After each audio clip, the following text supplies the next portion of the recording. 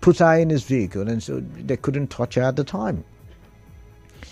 We've also seen similar things like that play out in Rivers State. Oh, by the way, I could also still reference it to Rivers State as far back as 2007, when the states, through the governor then, got a perpetual injunction against the FCC and other financial investigating agencies, of course, like the ICPC.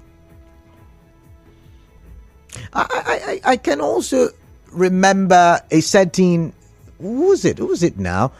Was it Dino Milan? No, was it? No, it wasn't Dino. No, it was. I know Dino had his own, but it wasn't Dino. The guy from Owerri, from Imo State, rather. I think we don't get to hear of him much. The governor then, what's his name now? It's not coming to me. The one who had the chant, our governor, our people, our people. I'm trying to. The name is coming to me now. It's coming.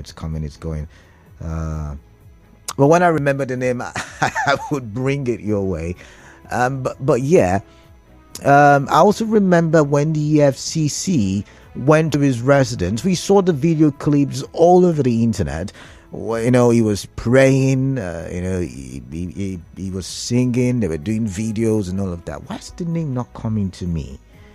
Oh my. If you remember the name, you can help me with it. I don't know why I can't seem to remember the name. Rocha Okorocha. Oh, people who remember. Rocha Okorocha. Okay, so I'm also trying to remember another person who had run in with the FCC and was very humble and would not want to face them. Also, during the last media interaction by the FCT minister, he had made a statement that he had told his wife that if President Tinubu had lost the election at the time, that he would have left the country the next day. And so I have made references to all of these stories. Not so long ago, Daniel from Imo State, Chinke Daniel, mentioned integrity in politics, nationally, of course. And we've talked about it. And I'm thinking, if I have nothing to fear, why would I run away from the FCC? And as you have noted now, through my references, you will realize that it's not an isolated case. It's not a single case. It's something that politicians usually would do. They would run, when faced with an investigation.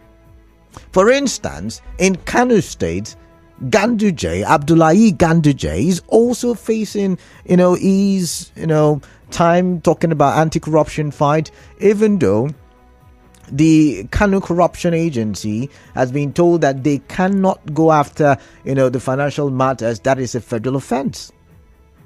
So now they are not looking at, doing the offense of, or going after the offense of misappropriation while in office.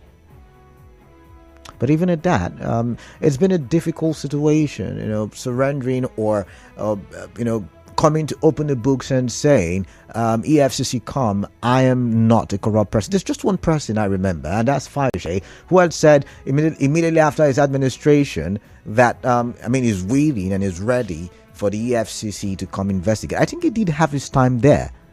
I remember Autumn's time at the EFCC. The FCT minister went there. I don't know how it played out. I'm not saying anything happened. But, he went there, as a solidarity visit. Since then, have we heard anything? I don't know. You educate me on that one. I'm not insinuating anything. I'm just reporting things as they are. Which brings me to my first talking point. These politicians, while in office, do they remember that power is transient? And yes, again, we can link it to the happenings in Rivers State, even though I said it's national politics. Do they remember that power is transient, that you are in power for just a period of time? At most, if it's the executive arm of government, at most 8 years. Okay, maybe if you are playing local government, you could get another 8 years, or 6 years for local government, 8 years for the states, and then another possible 8 years for the national. But what is the guarantee that you'll be able to move from the local government to the state and then to the national? Well, let's even look at it. Maybe from the legislative arm of government, you can get as many years as possible. But once you're out, the people realize that the power is transient. And if power is transient, do they think about impact? Do they even think that maybe karma for a second could catch up with them? Or is it that they run from the EFCC because the EFCC also may be a tool in the hands of government to which hunt people who are not in good terms with the government? But is Yahaya Bello one of such people? Because Yahaya Bello, played good politics for the president during the electioneering season. He's of the APC. Another talking point is we say, let's have young politicians and not old politicians. I've not said Yahaya Bello is guilty or not guilty. I don't have the right to say. But looking at the trend where people are always dodgy when it comes to answering questions at the EFCC, he has followed the pattern of other politicians in time past. Is there a difference now? Why don't we have government who are accountable to the people? Why can't we have, because it's easier if we had a government say, okay, my revenue, either from allocation or IGR, is XYZ. Look at it. This is how I'm spending it. This is the bank statement for the month of April or the month of March. This is how I spent it. The people follow, just go into the website. They can see the expenses and the influx of money of government. Why is it difficult? Because, one man can wake up and say, give this person 50 million. Once again, I have not said anybody is guilty. And like someone said, maybe we should begin to lessen the amount of money in circulation in politics and in governance. Maybe we should begin to say, the governor or the president or even the local government chairman can only sign money, but cannot be the one. I don't know how to put it. There should be a special, maybe, I don't know, restrict their access to money, basically. That's what I'm trying to say. Maybe that will work. But why is it difficult for we Nigerians, most especially those of us in the realm of affairs or the corridors of governance, why is it difficult for us to be transparent and, to be accountable? Talking about the fight against corruption, are we ever going to win that fight? Even if it is reducing it to the barest minimum. And I'm asking because the 8 years of Buhari, we used to fight corruption. Yaradua also, was going against corruption. Goodluck said he was not going to spend so much time, fighting corruption. Rather, he was going to put systems in place that would, stop all the corruption holes or the places where monies were being stolen from. And that's why he started the TSA, the single treasury account that was now fully implemented by the Buhari's administration. We saw some measures being put in place to ensure. Buhari tried to say, okay, governors, let's reduce how much access you have to what's it called now, to local government funds. They also tried to put, the NFRU tried to put a stop to how much monies, could be withdrawn from the accounts of local government. Guess what? It was fought vigorously by the politicians. So do they ever think? I mean, even when you look at the situation in River State, you can't help but wonder: do we ever believe that politics, or rather, your time in office is transient? I mean, even life itself, you're here today, you're gone tomorrow. Someone is shouting, God forbid, and I agree with you. But that's the reality of life.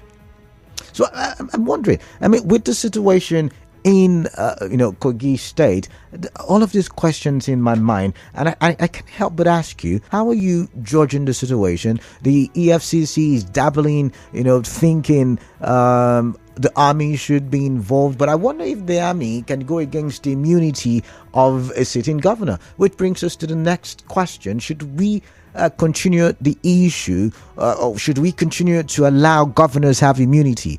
But then if they don't have immunity, think of what's happening in Rivers State. The governor will be at the disposal of anybody who is a political enemy. He will be at, how do I put it? It will be very open. I don't think disposal is the word, but it will be very. There's a word that is not coming to me. I don't even know why my vocabulary is not coming to me right now. But it would be very vulnerable to political enemies, because everybody and anybody could target him. So I don't know, this debate about immunity, because a lot of the times immunity is used for for the wrong reasons. And I also want to ask this question, because the justice minister has sent a memo to politicians, and he has said anybody who obstructs the EFCC will go in for it, will answer for it. That politicians should do their best to answer when the EFCC invites. Just go explain yourself. Why is that also a difficult thing? After the commercial, I do have a very short commercial. When I did come back, I'll throw open the phone lines. I would like to get your thoughts. For more talk, news and sports, stay tuned to Nigeria Info. We'll be right back after this.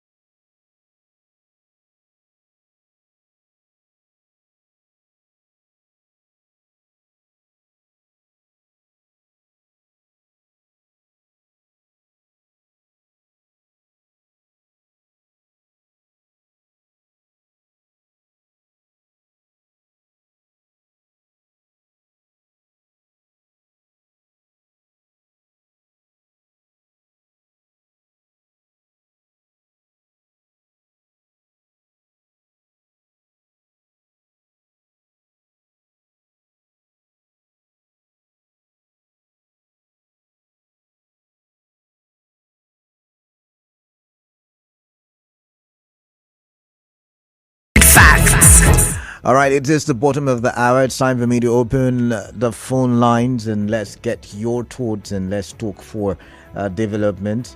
All right, so the question basically is, why do politicians fear being interviewed by, okay, not all, a few, but they fear being interviewed by the FCC?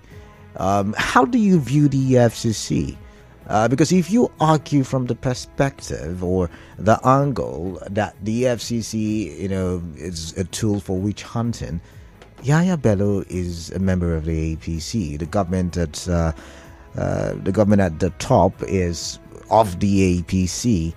If we want to look at it from the Nigerian factor, we can say he is a political ally of the president. Is that something we don't know if we're looking at it from that angle? So why is he afraid of going there to answer questions? And he's a case study because he's not the only one. Many other politicians are always afraid. We saw Okorocha praying fervently. We saw the live videos praying fervently, when the FCC came knocking. We saw Joy Nunia being saved by the then governor when the FCC came knocking.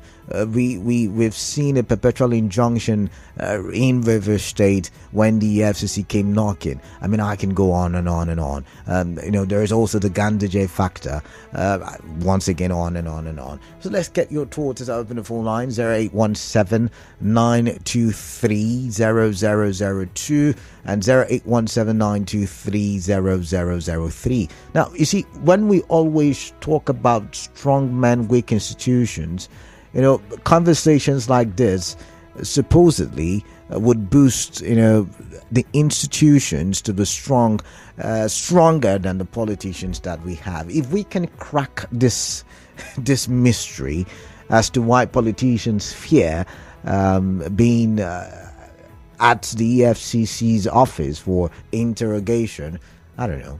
Because we need to know. We, the people, we need to know how money's spent. For instance, the situation at the Ministry of Humanitarian Affairs, we've seen a lot of discoveries. The FCC keeps telling us how many millions, I got from bank accounts that store money is meant for the vulnerable. I don't know. But I've got Isaiah from Buguma. Isaiah, welcome. What is on your mind? I'd like to hear from you. Yes, Canada could agree. Yeah, you great. See why people believe that Africans like Nigeria cannot make any change. People do not believe any change or something good much in this part. Because if you have not upheld your constitution, your laws, guide it with all jealousy to the point that people begin to feel that impact that, yes, with the law at work, that people cannot misbehave when they are privileged to handle public office. You see, now, how long and how much do you hear about, or do you feel that the APC-led government is really fighting or coming hard in the fight against corruption in this country? It's not being felt anymore. But when you say it's not, Isaiah, when you say it's not being felt, but we can see someone of the APC extraction being chased about and even threatened with soldiers. Who is that person? I'm talking about Yahaya Bello. My brother, if he is being, that is why I said, if the law is at work, okay, now his successor, somebody who took over from him, now guard him in the vehicle and took him away. According to the FCC. Yeah. Yes, whether it's whichever, where he got the phone. Does it really need to be so? It doesn't need to be so. If the corruption fight is very active and the laws of this land is backing it, it means that nobody can be bigger than the law enforcement agent. You cannot you can't be excusable. You can't give excuse. You are inexcusable to. Nobody says, as I get the conversation, nobody says that Yahaya Bello would not answer, but the governor has got immunity, and so you can't touch, his convoys. As simple as that. I know. That is what I'm saying. Because now the governor has immunity.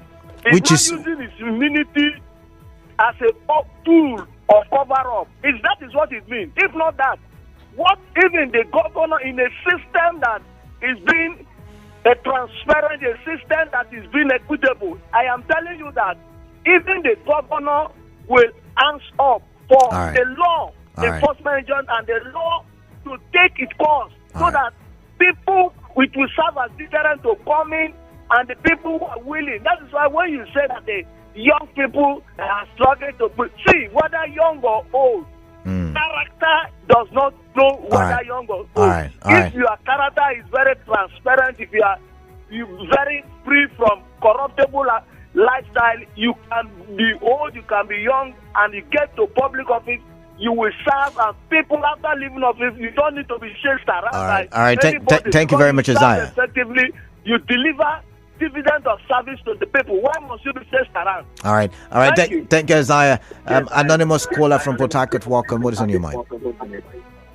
Color, very good evening. Yeah, good evening to you. Yeah, I do not want to dabble into the shame or shame called the fight against corruption. But I want to correct just an impression. Okay. And when I drop the phone, you can do your fact check. Okay. And that is the very wrong impression that Yahaya Bello is an ally of President Tinubu. He has never been an ally. Really? James Falake, who actually contested this election with him after the demise of Governor Abubakar Audu. Yeah, I remember that. Is actually the godson of President Tinubu. Just go through the political. I know all of that, but this is what I said, anonymous caller. I said that he was a staunch supporter of the president during the elections. That's what I said. So that makes him an ally. Well, no. Yes, I'm just telling you that in terms of being an ally, in the true sense of it, he had never been an original ally. Okay, so it's not a strong. So the argument is not a strong ally, but he's an ally. Maybe he pretended to be an ally at the point. Thank you so much. You made me laugh real good, but thank you nonetheless. Andy from Rukwaku, welcome, Andy. Let's get your thoughts, please. Yeah, Kalada, good evening. Yeah, I agree with you. Yeah, Kalada, I don't think I was wrong, or let me say, if I should assert that we have politicians that when they go into office or offices, they come out tainted. Okay. I don't know if I should use the word all the politicians. So there could be good people. The Yahaya Bello issue right now is that he is being caught allegedly. This is just yes, we are speculating, which the anti-graph also too is speculating, asking to come to see after the investigation, he possibly taken to the court, and if the court exonerates him, praise the Lord. But I want to tell you the reasons why people will not want to come.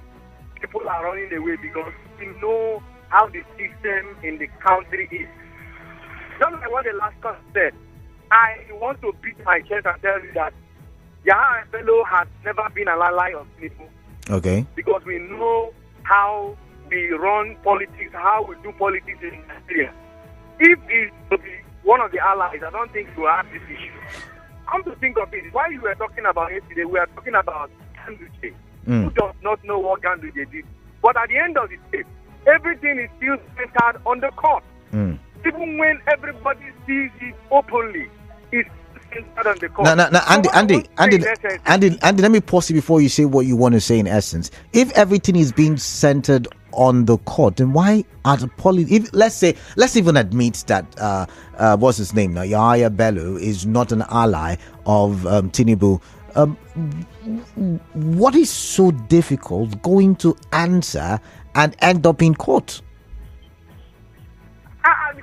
It is so difficult for them because federal government of today and the federal government of tomorrow and the federal government in future has the power. If they want you to serve a jail term, they have the power. How? They have the agency. You know that, allegedly. Okay. Okay, come to think of it. Who is handling this issue? Which lawyer, which judge is handling this issue? The judge we're talking about is the judge of the federal government. Allegedly. No. You can't say no. Now the judge is independent on its own. The judiciary is independent of the executive. Canada, go and check who the judge has been before now. How many cases he has handled that concerns the federal government and some of the individuals in the country? I want to give you that. So you are alleging that the judge always favors the judge always favors. So what I'm saying in essence is this: people will not want to go because of the antecedents of this government before now. So, but what we are saying in essence is a lesson to even we that are the laymen, the masses. Please, you don't have anybody to come and carry you. You don't have anybody to defend you. That is why we need to be Andy.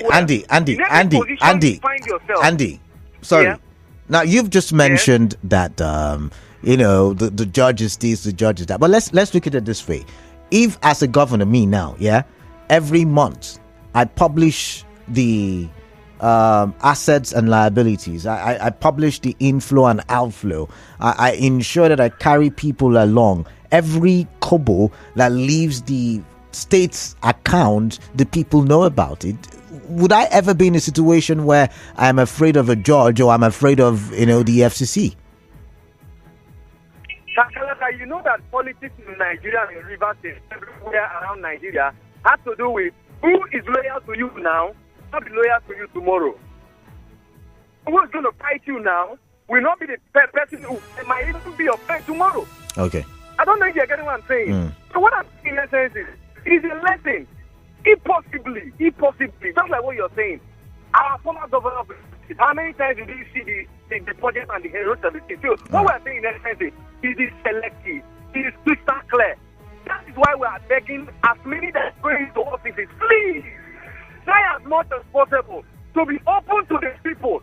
And at the end of the day, the people will back you up and they will make sure that nothing comes in. And as you're going, they will also try as much as possible to publicize and tell the world, this is the kind of person you are. Okay, go to Kogi State. How many persons are talking about? Go to the masses. I've not heard any news on any. Go on their newspaper or any television or ask anybody who is there. The whole state is being silent. It's just that the governor is using his power to help. But finally, please, let us help ourselves, because do today. If you're not transparent, it will hurt you tomorrow. When that man that you did support to be the president comes in, and at the end of the day, you face it down. Thank you very much. All right, thank you very much. I've got Obed from Adder George. Obed, welcome. What is on your mind, please? Good evening. I think we don't have a strong institution, just like they have in the Senate plan, that brings former president to come and answer to whatever he or she has done. We don't have it.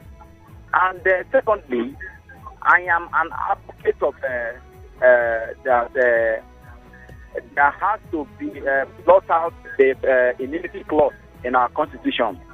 That is the cause of all these things. Because if we don't have an immunity clause given to these governors, I don't see any reason why a governor will come and obstruct the arrest of his whether it's boss or whatever. I'm not seeing it there. It has never happened before. In the law of the land, they caught someone, and I heard at court, that matter is in court today, that it couldn't go on because Yahaya Bello was unable to appear in court. No, I think, sorry, I do think we're mixing it up based on the reports we get from the newspapers, but I do think there's several, that the two different, I mean, he's already in court because there's an existing charge against him by the EFCC. He, his wife, and I think his nephew or thereabout.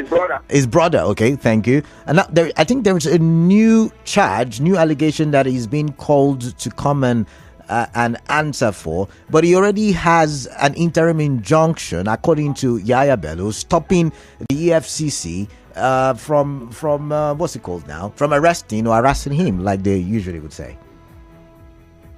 Is there any court order like that? I don't think. No, he mentioned it yesterday. But go ahead, I'm listening. There is no any court order like that. Okay. Kalada, I have not seen that order. Okay, go ahead. All right. So the problem is that immunity clause is a problem.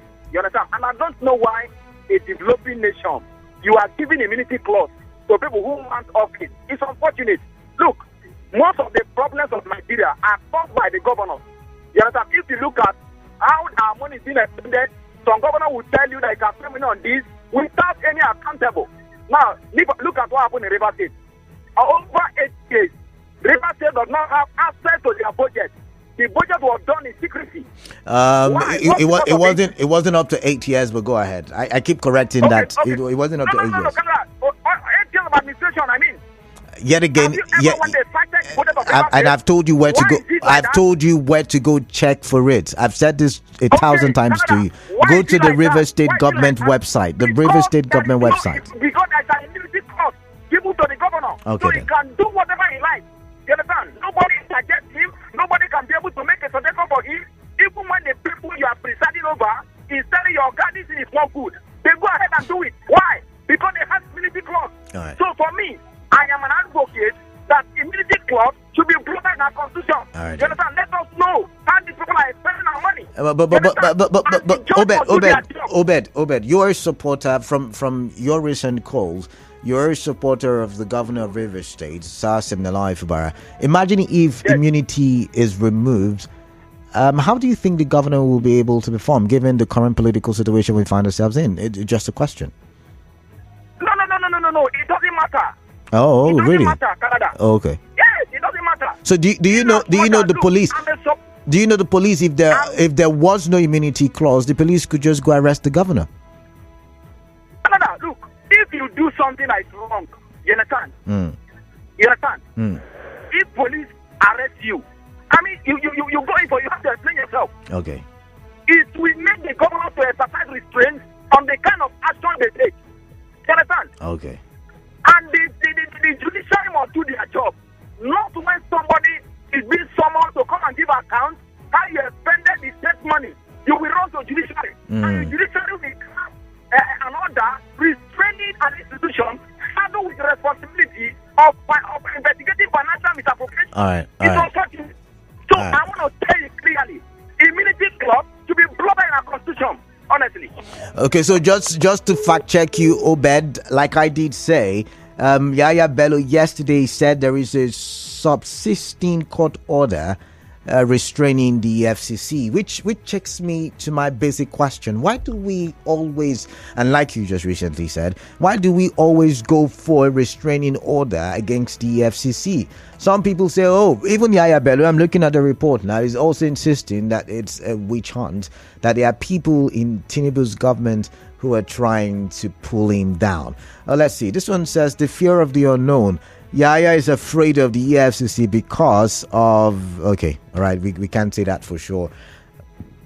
Well, this one says, greetings, politicians have messed up our laws. If there are no skeletons in his cupboard, let the white lion come and clear the allegation leveled against him.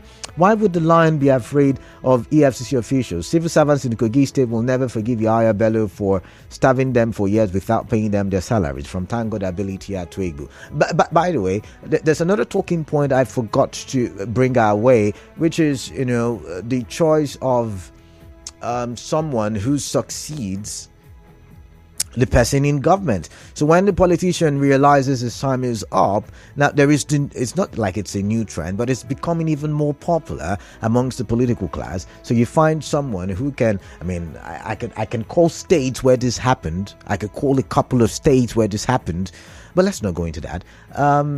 This talk of, successor, it's fast becoming a thing because of, I don't know. I'm not saying that. I'm not saying, but you get the message, right? This one says, good evening, Mr. K. Batabo. Politicians fear EFCC because of the embezzlement they made when they were in office. The huge amount carted away could, imprison them. Owanate Clinton West. Former Governor Yahaya Bello should have been happy to submit himself to the anti-graft agency if he had nothing to hide. I expect him to present himself as Fayose did immediately he left office. Woike Odinaka. And this one says the governor left his state, entered a car funded by taxpayers' money, drove from Kogi to Abuja to rescue a man charged with corruption. Laugh aloud. The poor masses were they hailing them? Laugh aloud in China. If they hear that you stole money, sorry, your head is gone. But here people will insult you for not stealing enough. Black Africa, Ernest from Oji. But Ernest, we can't say that he has stolen. We just, are talking allegations, EFCC allegations and all. Now, Emi Fiaga says, greetings, Canada. I think Governor Sim Fubara in 2018 and 2023 was among the runaway from EFCC list. The issue of corruption and looting of public funds is heartbreaking in the country.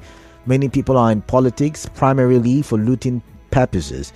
Even support nowadays is monetary inclined. Let's reason together. If some people are arguing that EFCC is used to witch hunt political opponents, I don't think EFCC will chase after anybody who is clean. Until we return to the ancient days when criminals and thieves were publicly shamed, this fight against looters might not achieve much because the masses are supporting these looters on ground of politics, religion, or tribe.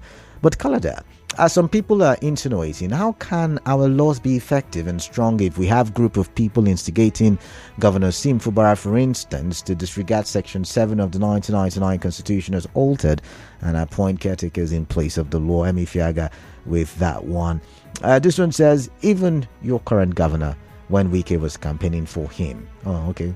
Rochester Korocha, that's okay. When I was trying to remember the name, you see, I don't know everything. Sometimes I ask you to help me. You said also Orji Uzo Kalu. I didn't know about Orji's case. Can you educate me on Orji's case? I know he had a run-in with the EFCC, but I don't know how that panned out. And this one says the name is, you're trying to tell me how to pronounce the name, but I don't know. From writing it, I don't know if I'm getting it. Is it Ododo? Is that what you're trying to say? Or is it Ododo? I'm talking about the current Kogi State Governor's name. I would like to learn how to pronounce it if you can help me. But I think that's that. Okay. This one says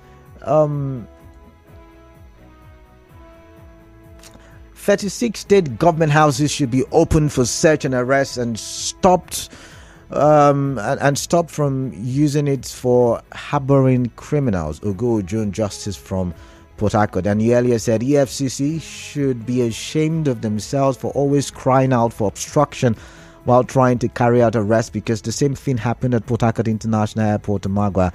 Politicians are always teaching EFCC lessons that they are above the agency. But if the politicians are above the agency, how can institutions grow? How can we fight corruption? Okay, a couple of people have sent me voice notes on the pronunciation of the name. I will look at it after when I go for the commercial, I promise. This was another Paul Cummings, not for murder. So I would have to step on the break right now. But when I do come back, we will look at all our conversations for today. We would also do possible front page stories, and all of this will happen during the open season. Remember, you're listening to 92.3 Nigeria Info, and this is Hard Facts. I am Kalada Kurubasbo. Stay tuned. After the commercial, the major news at 6.